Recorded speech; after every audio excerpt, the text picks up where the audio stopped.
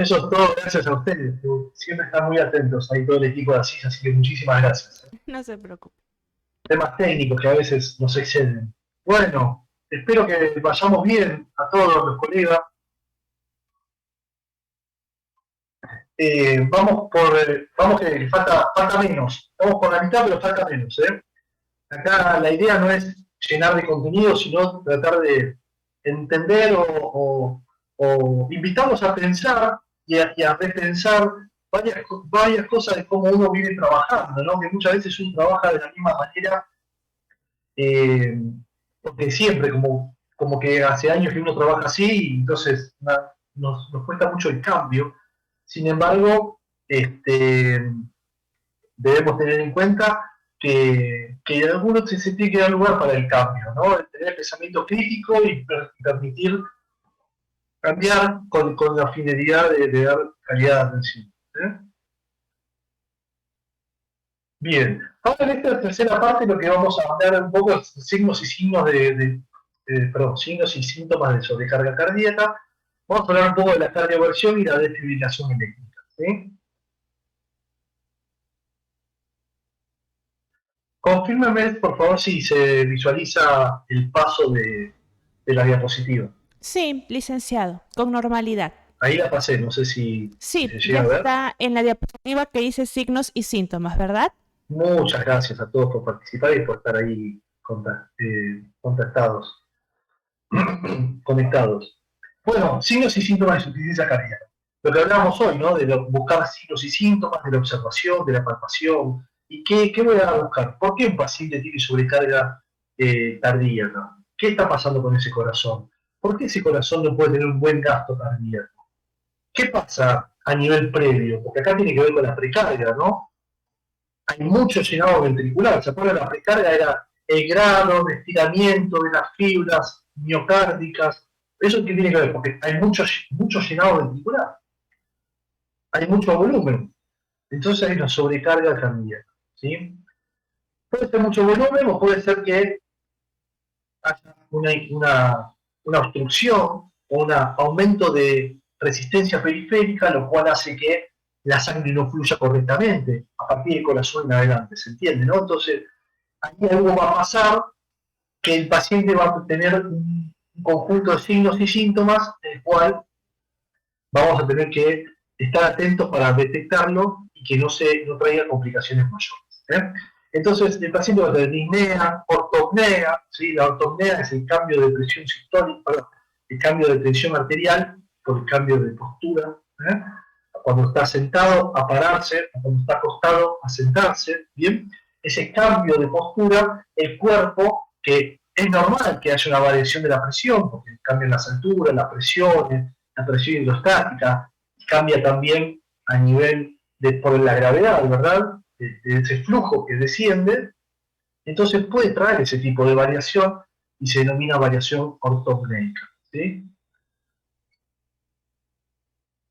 Ahí la colega levantó la mano, si quiere habilitar el micrófono, que hable, no hay ningún problema.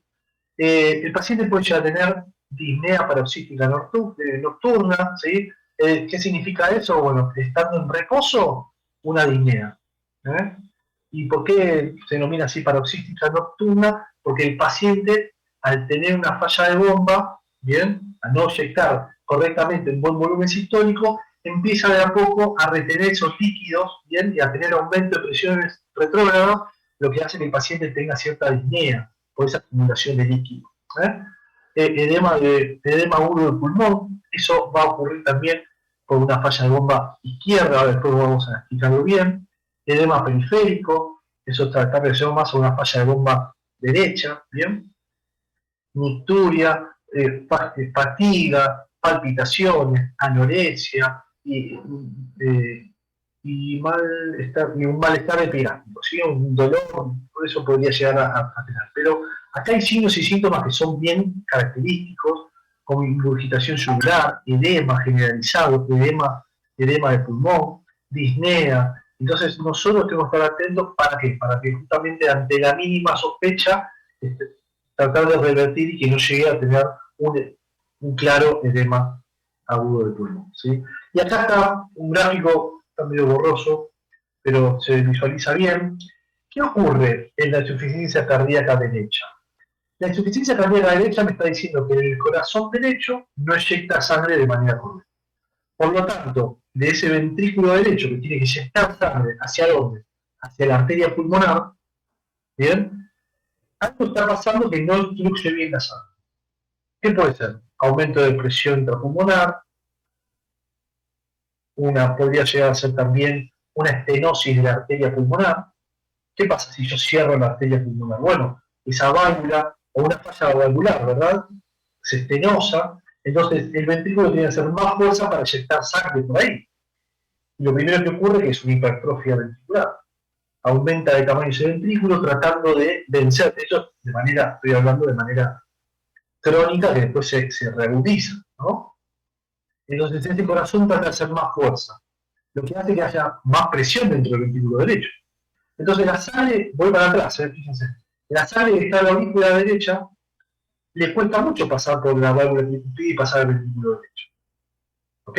Entonces hay un aumento de presión retrógrado. Así como hay aumento de presión del ventrículo derecho, hay aumento de presión de la aurícula derecha.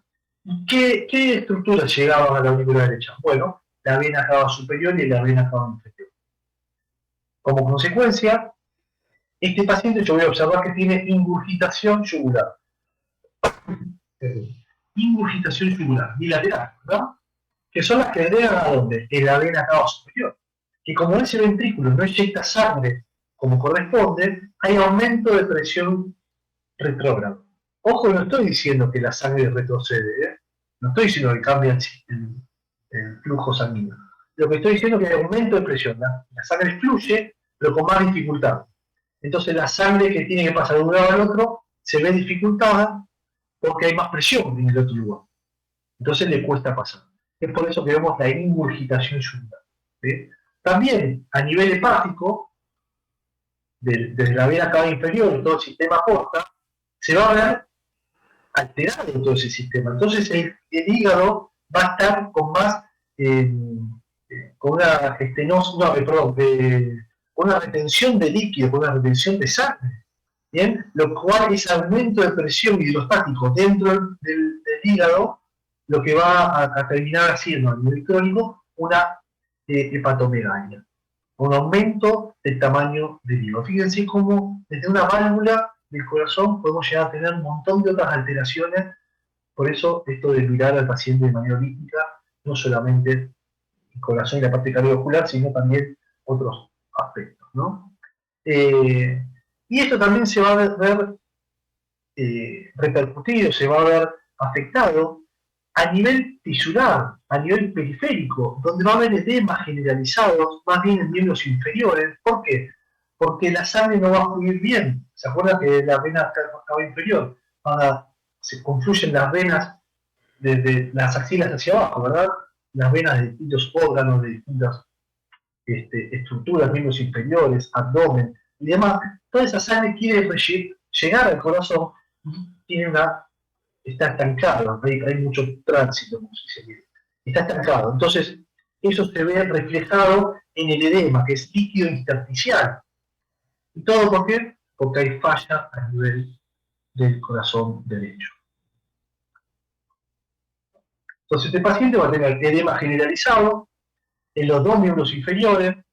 Cuando es más grave, puede ser que llegue a tener en miembros superiores también. ¿Bien? Y lo que va a tener también en el abdomen, ¿por qué no? Esto por aumento de presión hidrostática, se filtra, hay un filtrado a través del peritoneo, ¿bien? Ese filtrado de las arterias del peritoneo, filtra esa sangre por aumento de presión hidrostática, hay mucha presión, entonces aparece la citis. ¿Qué es la citis? La citis es líquido en el tercer espacio, en el peritoneo, ¿sí? Son pacientes que tienen alteración circulatoria, lo que de manera crónica puede llegar a traer asitis, hepatomegalia, ingurgitación yugular. Se dan cuenta cómo uno, entendiendo la anatomía y la fisiología, podemos determinar qué falla está teniendo el paciente y por qué está teniendo esta ingurgitación yugular y no otra cosa que ahora vamos a ver. Bueno, Insuficiencia cardíaca izquierda, ¿sí? ¿Qué ocurre acá en la insuficiencia cardíaca izquierda? Pensemos lo mismo que ocurre del lado derecho, analicémoslo. El ventrículo trata de inyectar la sangre de manera correcta a través de la aorta para que sea distribuido por todos los tejidos y órganos del organismo, pero se encuentra con una resistencia. Ya sea por aumento de presión, que eso es lo que pasa con los pacientes que son hipertensos, ¿no? Mal controlados, donde tienen valores altos de la presión arterial, de la tensión arterial, y eso repercute en el sistema cardiorrespiratorio. ¿Y por qué cardiorrespiratorio?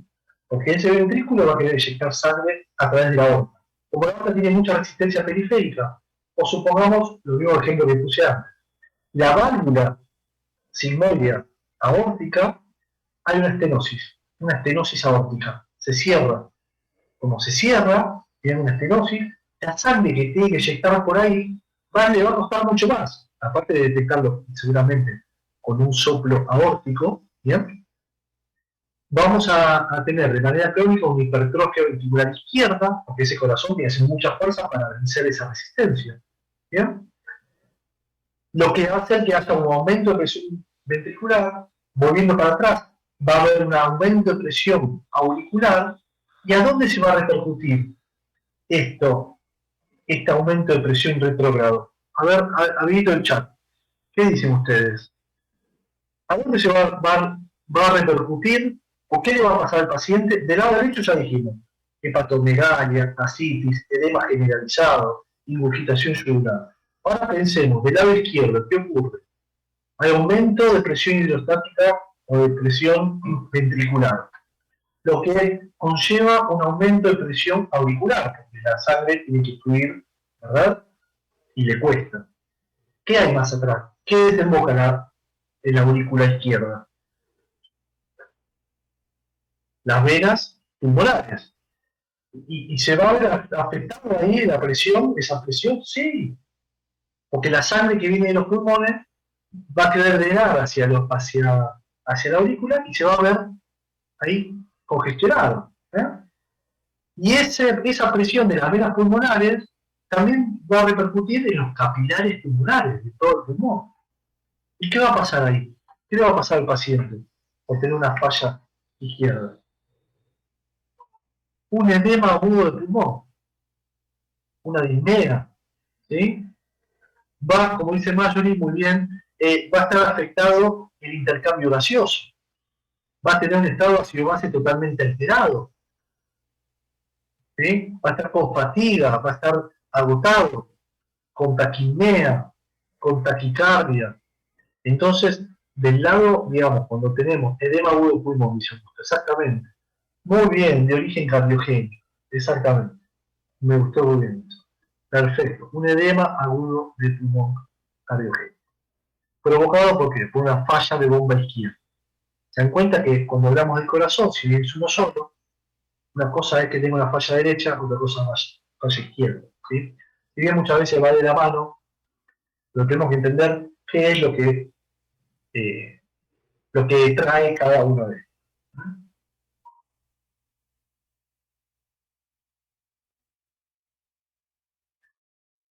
Y ahora bien, para meternos un poco con esto de cardioversión y de fibrilación, tenemos que entender esto, que es el registro normal del electrocardiograma. A simple vista, como dijimos hoy, tenemos la onda P, el segmento PR, fíjense, el PR, que es parte de la P, bien, segmento PR y el inicio de la Q. Luego tenemos el QRS, luego tenemos el ST, que es una línea isoeléctrica. ¿Qué significa isoeléctrica? Que no hay ni montañas ni valles. ¿Eh? Y acá tenemos la onda T, que tiene que ver con la repolarización ventricular. Bueno, esto es una mirada del corazón. Cuando uno hace un electrocardiograma, observa el corazón de distintos lugares. Por eso son electrocardiogramas de 12 derivadas. ¿Sí?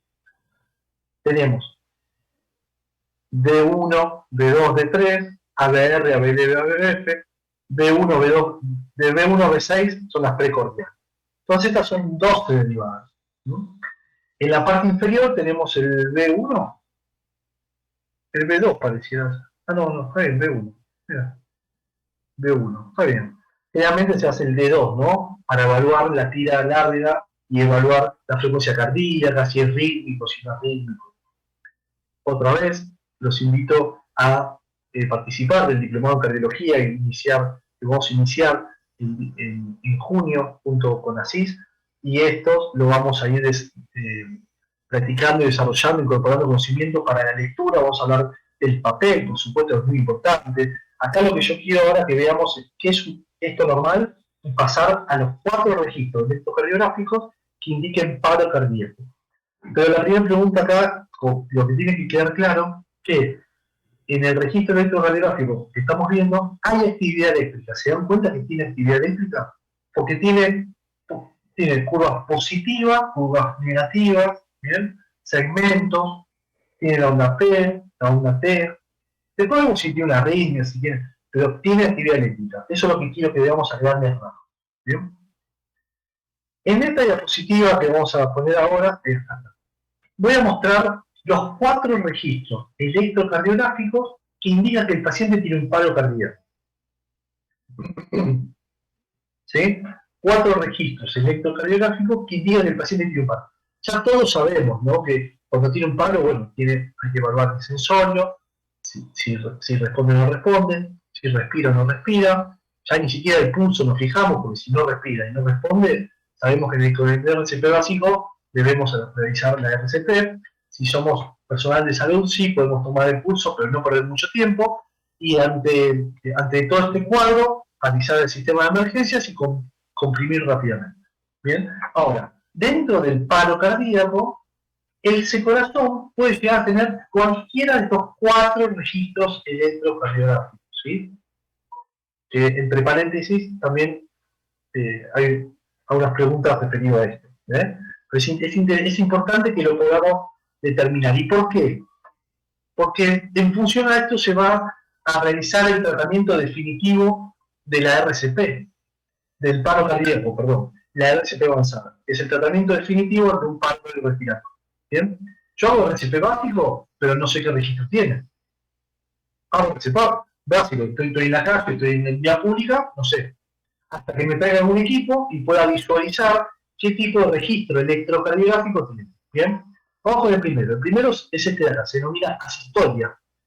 Es a partir de acá, ¿se dan cuenta? A partir de acá en adelante, asistolia. ¿Tiene actividad eléctrica esto? No. No tiene actividad eléctrica. Acá sí veo una, acá veo otra, pero el paciente entró con bradicardia extrema, asistolia, como la palabra lo dice. Bien, Aguirre, Ethel, Lisette, levantaste la mano si querés hablar, comentamos algo, o hacer una pregunta. ¿Estás por ahí? ¿Trabajaste? Bueno, continuamos. A partir de acá, asistolia. ¿Qué ocurre con este corazón? Entendamos lo siguiente. Este corazón está quieto.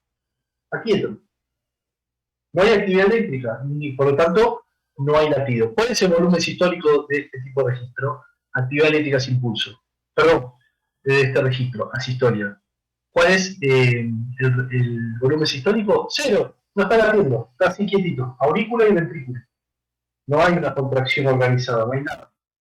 ¿Sí? Para acá el tratamiento es compresiones torácicas, adrenalina, básicamente. Y después vamos a ver bien el protocolo de RCP, que entra en juego otras drogas. ¿Está bien? ¿Qué tenemos acá? Fíjense, la primera pregunta acá que nos tenemos que hacer es, el segundo registro, ¿tiene actividad eléctrica? Sí, es una taquicardia. Ahí claramente dice taquicardia ventricular. O sea, este corazón está muy rápido.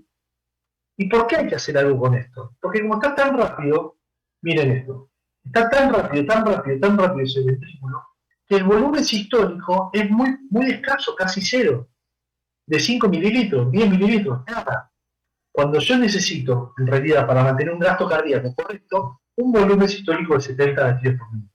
Perdón, 70 mililitros por cada latido. En este caso, el corazón está tan rápido que no llega a relajarse y a llenarse. Por lo tanto, el volumen sistólico es muy escaso. Una bradicardia se puede dar, en una bradicardia se puede dar un paro cardiorrespiratorio. Claramente. Bien, entonces, en una bradicardia extrema, el paciente ya con 10 latidos por minuto ya está entrando en paro. Porque vos pensás, con 10 latidos por minuto, ¿mantiene el gasto cardíaco dentro de los valores normales? Si volvemos a hacer la cuenta, ¿se acuerdan? Gasto cardíaco igual, volumen sistólico por frecuencia cardíaca. Si la frecuencia cardíaca me la pones en 10, pongas el volumen sistólico que pongas, nunca va a llegar a mantener el gasto cardíaco. Por lo tanto, va a haber disminución del flujo cerebral, deterioro sensorio, disminución del flujo cardíaco, infarto, disminución del flujo renal, falla renal, disminución del flujo respiratorio, falla multiorgánica, un shock hipovolémico, lo que trae rápidamente un paro cardiorrespiratorio. ¿Sí? Y es así como este paciente entró con una bradicardia extrema. No estoy hablando de una bradicardia de 50. Quizá una bradicardia de 50 asintomático, está en plan de un marcapaso y está esperando en una cama de cardiología el trasplante no, el implante de un marcapaso implantable. ¿Se entendió, Gertrude? Buenísimo. Gracias a vos por preguntar. Voy acá. La taquicardia ventricular puede ser con pulso o sin pulso. ¿Sí?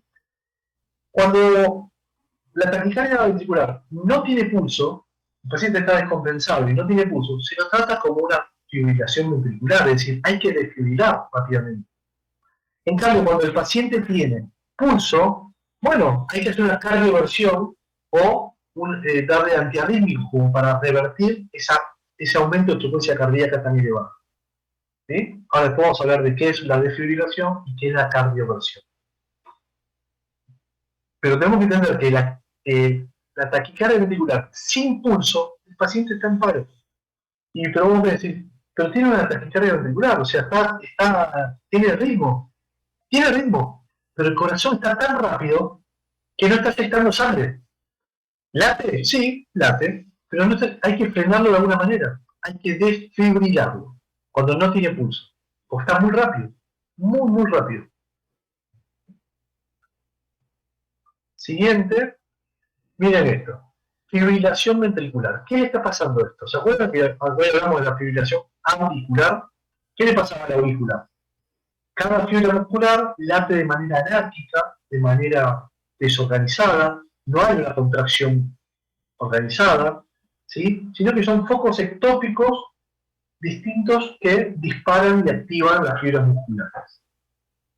Ahora bien, la fibrilación ventricular es lo mismo nada más que a nivel ventricular, ¿ven? De todo el corazón. Fibrilación ventricular. Este ventrículo está temblando, cada fibra muscular late de manera anárquica, no hay una contracción masiva, el volumen sistólico es de 0. ¿Y tiene actividad eléctrica? Sí, nada más que está desorganizada. ¿Qué hay que hacer? Organizarla. Si está fibrilado, ¿qué vamos a hacer? Lo vamos a desfibrilar. ¿De qué manera? Bueno, generando una contracción masiva del corazón, con una descarga eléctrica. De esa manera, vamos a desfibrilar ese corazón. ¿Sí? Por supuesto, siempre hay que hacer las compresiones hasta que tengamos el desfibrilador listo para colocar, para hacer la lectura del registro, y si es un ritmo desfibrilable, lo voy a desfibrilar. Otra pregunta de examen. ¿Cuáles son los registros desfibrilables? La fibrilación ventricular y la taquicardia ventricular sin pulso. ¿Por qué? Porque la taquicardia ventricular con pulso se realiza cardioversión, ¿verdad? Después lo vamos a ver. ¿Y la sistolia se desfibrila? No, la verdad es que no está dentro del protocolo de desfibrilar la sistolia. Sin embargo, ustedes vieron que en una telenovela mexicana, peruana, argentina, norteamericana, lo que sea, una película, está el famoso asistolia, la línea y el sonido agudo que la línea de base, donde el paciente está en paro cardíaco por una asistolia. ¿Y qué hace el protagonista? ¿Qué va a hacer? Bueno, lo desfibrila. ¿Por qué lo va a desfibrilar si está con asistolia, no está fibrilado, ¿verdad? Bueno, eso es un tema, nada, algo anecdótico nada más. Y el último que tenemos acá es esto. Miren este registro, el último que les muestro. Son 4, ¿no? Les dije. El último es este. ¿Hay actividad eléctrica? Sí. No solamente la veo, sino que leo actividad eléctrica. Pero este paciente no tiene pulso. ¿Por qué no tiene pulso? Porque la actividad eléctrica de este corazón, hay actividad eléctrica más o menos organizada, ¿sí? Pero el voltaje que tiene no llega a realizar la parte mecánica del corazón. ¿Se entiende? O sea, yo necesito los dos componentes, ¿se acuerdan al principio de la clase de lo que hablamos? Los dos componentes para poder cumplir la función del corazón. ¿Y cuáles son esos dos componentes? Parte mecánica y parte eléctrica. ¿Sí? En este caso hay una disociación electromecánica. Tenemos el componente eléctrico, pero el componente mecánico no está.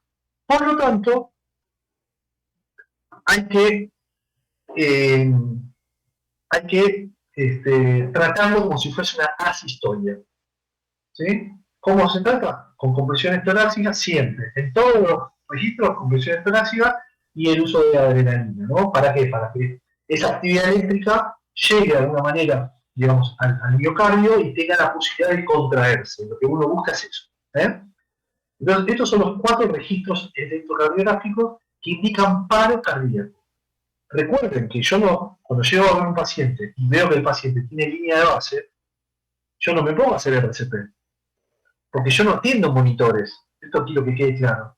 Yo atiendo personas. El monitor es un adicional. Veo el monitor, me llama la atención algo, evalúo al paciente rápidamente. ¿No? ¿O tiene fibrilación ventricular? ¿Qué? ¿Lo desfibrilo? No. Se le salió el electrodo. Ah, bueno. Entonces, acordémonos de esto. Siempre atendemos pacientes, no monitores. ¿Sí?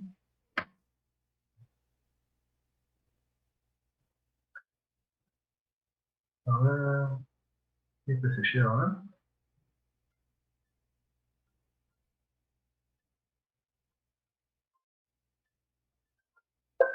Acá tenemos un registro electrocardiográfico normal, con 65 latidos por minuto. A ver, esperen, quiero sacar el volumen. Pues no sé si ustedes lo escuchan, así que no. Ahí está. Ahora voy a ver una taquicardia ventricular. Fíjense, están 229 latidos por minuto. ¿Tiene actividad eléctrica? Sí, tiene actividad eléctrica. ¿Ven? Pero está tan rápido que el volumen disistólico es mínimo. Está en paro cardíaco, no tiene pulso. Esto que está desorganizado es una fibrilación ventricular. Ahí figura 229, pero en realidad no hay latido. El corazón está temblando, latiendo. Perdón, anárquicamente cada fibra muscular de manera individual. En ese caso habría que hacer una desfibrilación. Y acá tenemos un registro electrocardiográfico, fíjense.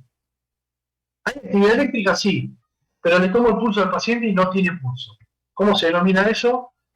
Es actividad eléctrica sin pulso.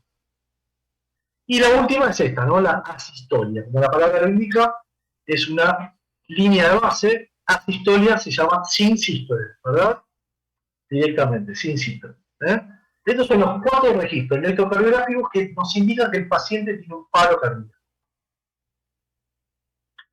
Bien, el desfibrilador lo que me permite a mí es generar una descarga eléctrica controlada sobre el paciente. ¿Por qué controlada? Bueno, porque quiero que pase por las palas, que pase a través del corazón y que genere una contracción masiva de ese corazón.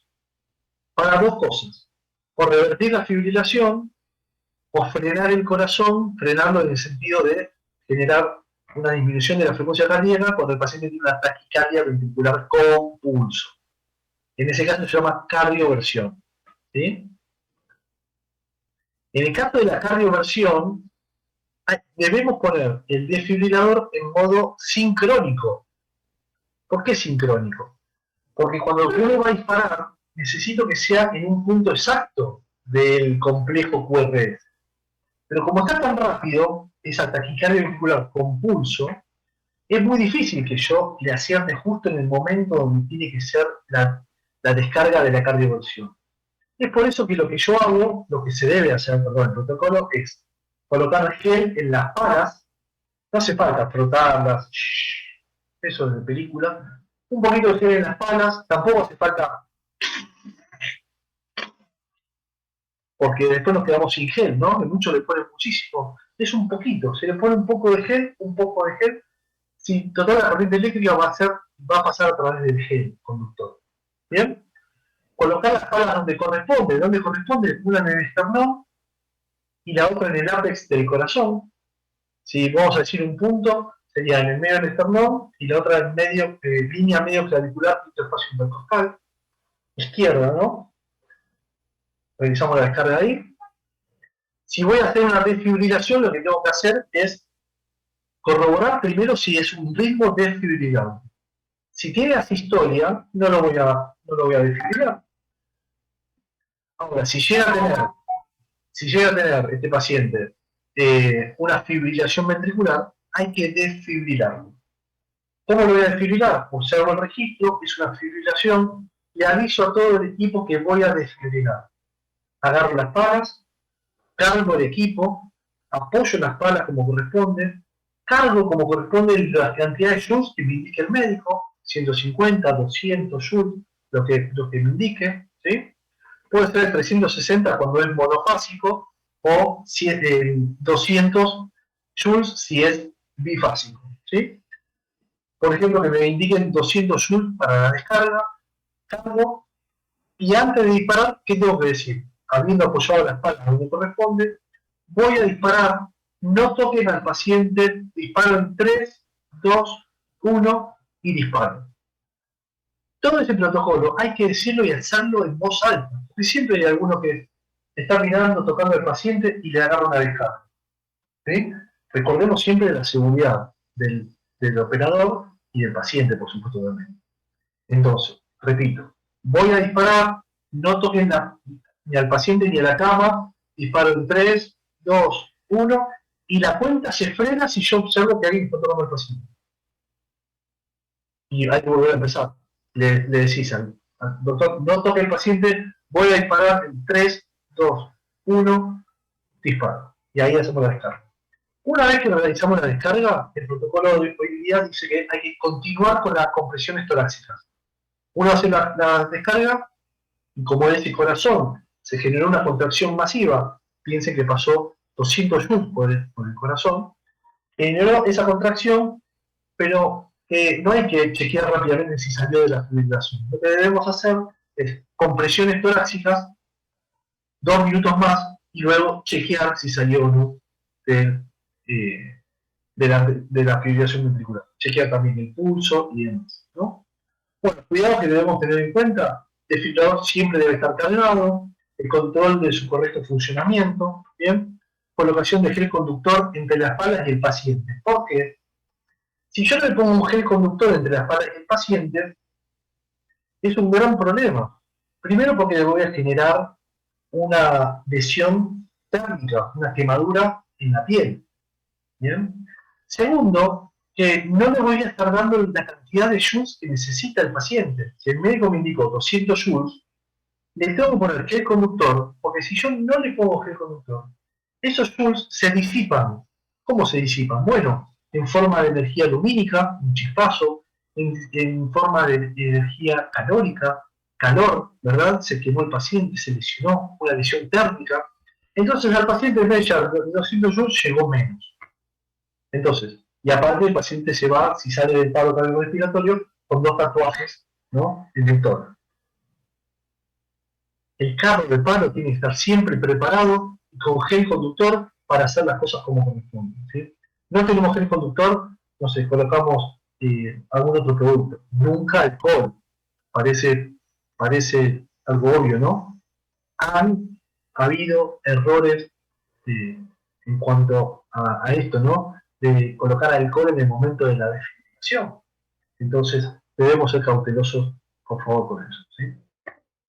Bueno, desconexión del oxígeno del paciente en el momento de realizar la descarga. Esto también, ustedes saben que el oxígeno a estas concentraciones es un combustible, entonces ante un chispazo puede llegar a tener consecuencias graves, más que nada cuando uno está utilizando el AMBU, ¿sí? Si está conectado al respirador y tiene una FIO2 baja, en realidad no, porque sepamos que una FIO2 al 35% o al 21%, estamos dando 79% de aire comprimido y 21% de oxígeno, ¿sí? En ese caso no es que va a ser tan necesario, ¿sí?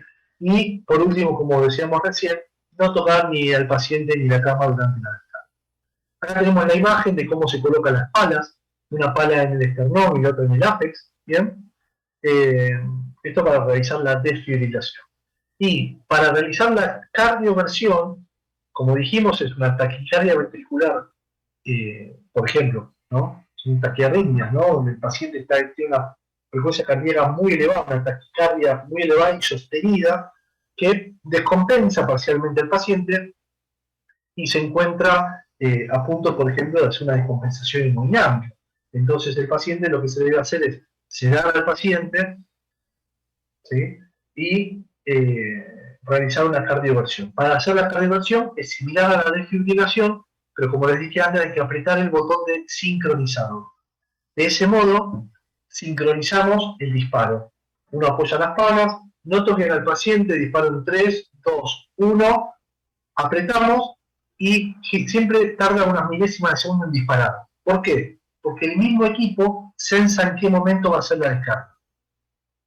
¿Sí? Si yo a un paciente que tiene taquicardia ventricular con pulso, en vez de hacer una cardioversión, de alguna desfibrilación en un lugar donde no correspondía, ni en el punto donde no correspondía, estoy empeorando el cuadro y puedo entrar en una fibrilación ventricular y le estoy generando un paro cardíaco. Entonces, tenemos que ser cautelosos y cuidadosos con el uso del desfibrilador. Y lo mejor que podemos hacer es usarlo, mirarlo, investigarlo, analizarlo, agarrar las palas, entender que no hay que tener miedo a este equipo, porque es una descarga eléctrica controlada. Para poder yo disparar eléctricamente un desfibrilador, primero lo tengo que prender, después le tengo que regular cuántos joules quiero, recién después lo tengo que cargar, y por último tengo que apretar dos botones al mismo tiempo. ¿Bien? Entonces, para que suceda todo esto y tener un accidente o un error, nada, creo que debemos estar muy distraídos, demasiado diría yo. Entonces, no tengamos miedo a estos equipos, hay que utilizarlos y literalmente salvan vidas. Bueno, acá está la diferencia entre desfibrilación y cardioversión. Acá leo la cardioversión, se emplea para revertir todo tipo de arritmias reentrantes, ¿no? Que tienen una taquicardia por reentrada, salvo la fibrilación ventricular. ¿Por qué? Porque la fibrilación ventricular no se cardioverte, se desfibrila. El choque eléctrico es sincronizado, otra vez, apretar el botón siempre de sincronizado, con la actividad eléctrica del corazón. Puede ser administrado de forma electiva o urgente si la situación compromete la vida del paciente. ¿eh? Ambos son descargas controladas sobre el corazón de energía eléctrica. Uno está de modo sincronizado para la cardioversión y el otro es una desfibrilación que se hace en el momento que yo estoy observando la fibrilación ventricular. Muy bien. Y hasta acá llegamos con esta tercera parte y vamos a dar inicio a la cuarta parte. Voy a dejar de compartir. Si quieren ir haciendo alguna consulta, alguna duda que tengan. Muy bien, estimados participantes, como lo ha mencionado el licenciado Nazareno, pueden en ese momento hacer sus consultas o quizás alguna acotación, también lo pueden realizar para que puedan compartir en ese momento con el licenciado. Tenemos aperturado el botón de preguntas y respuestas y también pueden levantar la mano. Ahí veo que el licenciado Aguirre está levantando la mano. Vamos a aperturar el micro para que pueda hacerle su consulta, licenciado.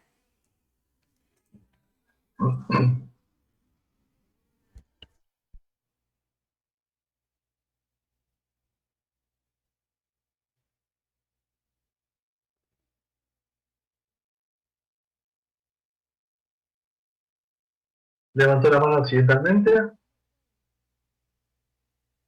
Se visualiza ahí en la presentación.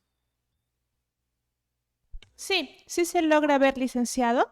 Teníamos una consulta de un participante que quería hablar. Si no, no se preocupe, al finalizar lo realizamos para poder continuar con los temas.